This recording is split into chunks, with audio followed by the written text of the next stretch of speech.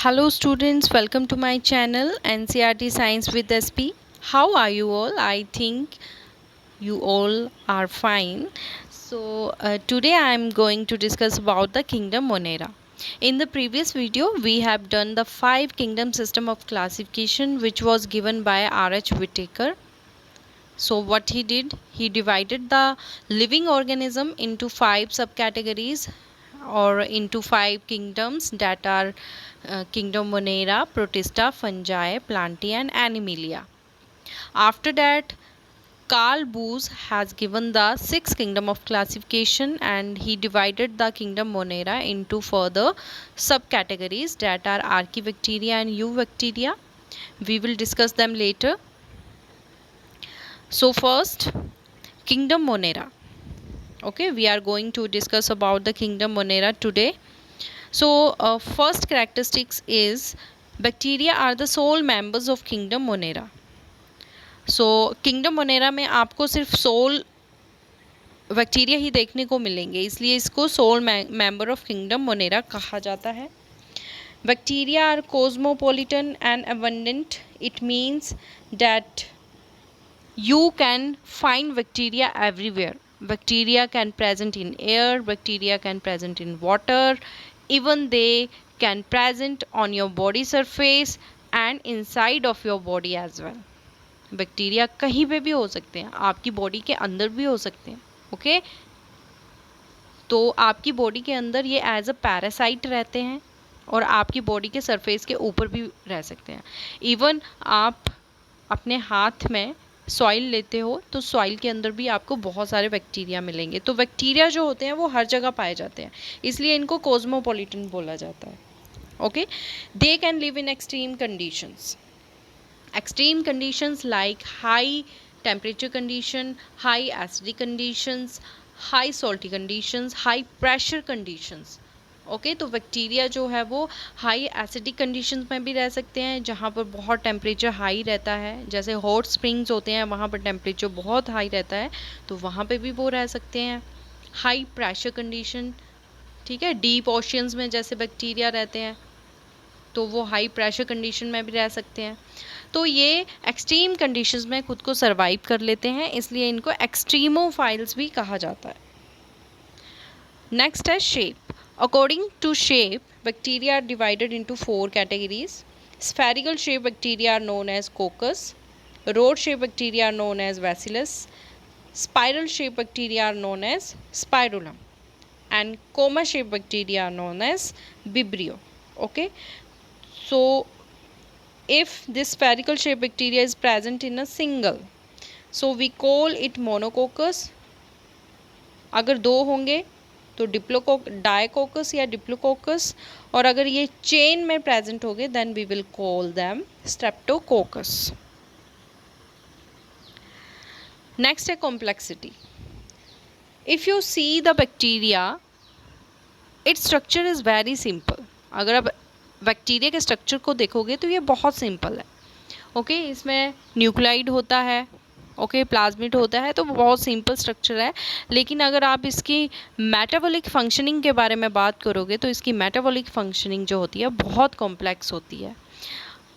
देखो ये तो यूनिसेलुलर ऑर्गेनिज्म है, सिंगल सेल से मिलकर बना हुआ है. अब देखो हमारी बॉडी मल्टी सेलुलर है, मल्टीपल नंबर ऑफ सेल से मिलकर बनी है और सारे सेल में कंबाइन करके हमारी जितनी भी मेटाबॉलिक फंक्शनिंग है उसको परफॉर्म करते हैं. लेकिन देखो ये सिंगल बैक्टीरिया है, सिंगल सेल है, तो ये सारी की सारी फंक्शनिंग को अकेले ही संभाल रहा है.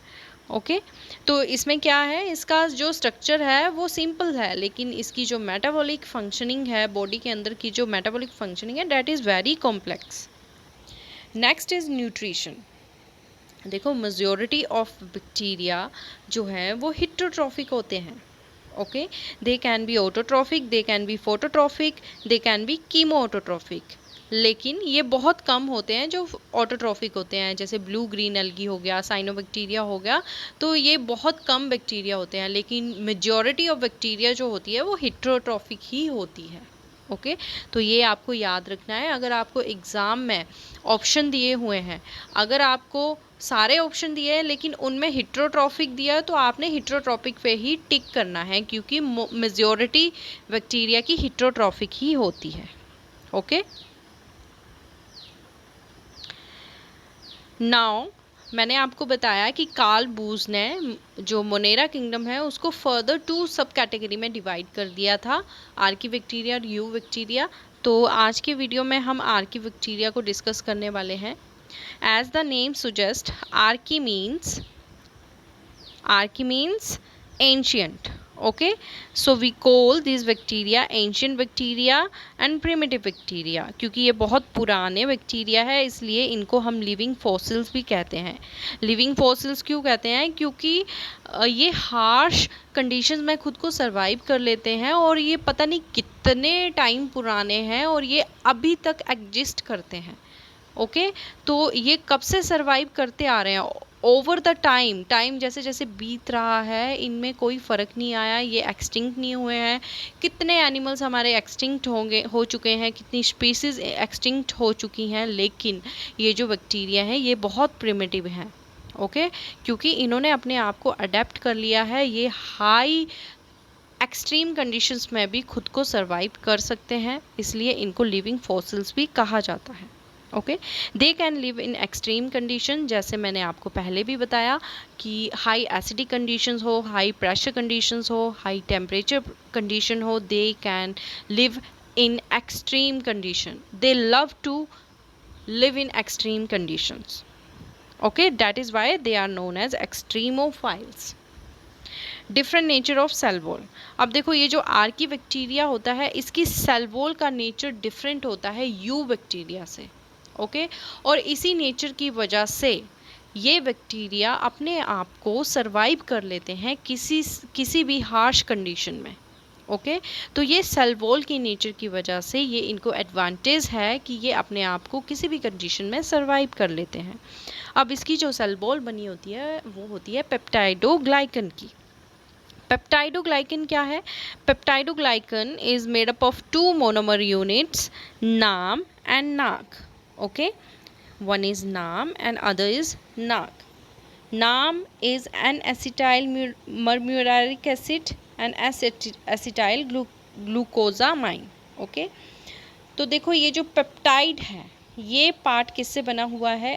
एल लाइसिन से, डी ग्लूटामिक एसिड से, डी एलानिन से और एल एलानिन से। तो ये जो डी ग्लूटामिक एसिड है और डी एलानिन है ये आर्की बैक्टीरिया में एब्सेंट होते हैं। नाम जो है ये भी एब्सेंट होता है, तो ये इसकी सेल वॉल में डिफरेंस है इसकी आर्की बैक्टीरिया में। ओके, इसके अलावा जो बैक्टीरिया होते हैं जो हार्श कंडीशन में खुद को सरवाइव कर लेते हैं, तो सबसे पहला है methanogens. Methanogens can live in marshy areas, they are also present in the gut of ruminant animals. Ruminant animals are like cows and buffaloes, so they are present in the gut of ruminant animals. What they do, this bacteria do fermentation of cellulose which is present in the gut of ruminant animals. Okay, so ये क्या करता है? ये methane gas की production करवाता है। जो cow dung है उससे आप बायोगैस की प्रोडक्शन करवा सकते हो। मीथेन गैस को क्या कहते हैं? बायोगैस। ओके, सेकंड है हेलोफाइल्स। हेलोफाइल्स क्या होते हैं? जो हाई सॉल्टी कंडीशंस में रहना पसंद करते हैं, जैसे सॉल्टी लेक्स हो गई, तो ये यहाँ पर खुद को सरवाइव कर सकते हैं। Thermo acidophiles, thermo means high temperature, acidophiles mean high acidic conditions. Okay, तो वहाँ पर पीएच वैल्यू तो लो होगी, ओके, और एसिडिक कंडीशन ज़्यादा होगी और टेम्परेचर भी ज़्यादा होगा। 80 डिग्री से अब टेम्परेचर हो सकता है, जैसे हॉट स्प्रिंग्स होते हैं वहाँ पर 80 डिग्री से भी ज़्यादा टेम्परेचर हो सकता है। तो ये बैक्टीरिया जो है वो खुद को वहाँ पे सरवाइव करवा सकते हैं। ओके, तो ये कुछ साइलेंट फीचर्स थे आर्की बैक्टीरिया के। सो गाइज़, मैं नेक्स्ट वीडियो बहुत जल्दी लेके आऊँगी। आप मुझे कमेंट सेक्शन में बताना कि आपको ये वीडियो कैसा लगा है, और अगर आपको प्लीज़ आप मुझे फ़ीडबैक भी कर सकते हो ताकि मैं और ज़्यादा से ज़्यादा इम्प्रूवमेंट कर पाऊँ। Okay, so if you like my video, then share my video and subscribe my channel, and don't forget to hit the bell icon so that you can never miss the update. Thanks for watching.